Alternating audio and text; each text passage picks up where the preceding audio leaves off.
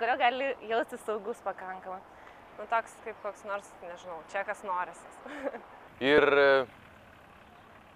jis turi būti tolerantiškas, bet ne iki galo. Neturėtų būti toks pats savo fainas, bet turėtų būti kitiem fainas.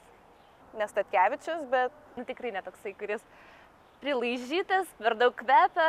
Man tai asmeniškai tai gal seksualu kažkiek.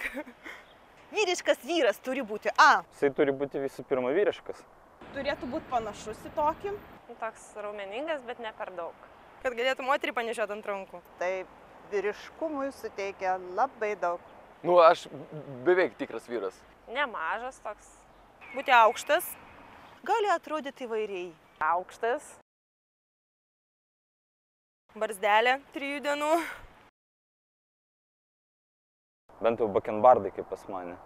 Šukuosena, vešlūs plaukai, nelabai trumpi, neskustas. Nu, toks turėtų būti labai fainas. Kaip jo, tikrai mėgsta sportą. Neturi būti sportinių kostiumų pas tikrus vyrus, o turi būti bent jau šalikai ir paltai. Visokios languotos kelnės, pavyzdžiui, liemenė gal tokia. Kartais turėtų ir švarką užsidėti. Šlipsą. Iš karto vyras ir laikrodis asocijuojasi.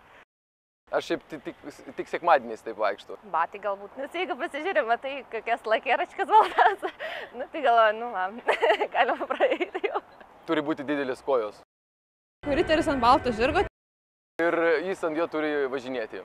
Gali, aišku, jeigu turi žirgų, mes neatsisakysim pajudinėti. Tik šiuolaikinis riteris turbūt turėtų turėti baltą Mercedesą. Bet būtinai arklys. Gali tiesiog vaikščioti po mišką. Išėjo iš viršelį vyriškis toksai. Tikri vyrai mėgsta skaniai pavalgyti, valgyti cepelinus.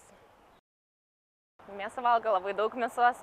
Svogūnus, valgo lašinius, valgo ir geria alų. Jis turi mylėti alų. Čia būtų žiauriai keista, jeigu nemėgtų. Galėtų pasimti savo moterį ir išeiti alaus išgerti kartu. Zuzijai turbūt kitaip atrodo. Bet vienas vyriškumo bruožas, manyčiau, turi likti, jeigu mėgsta gerą alų.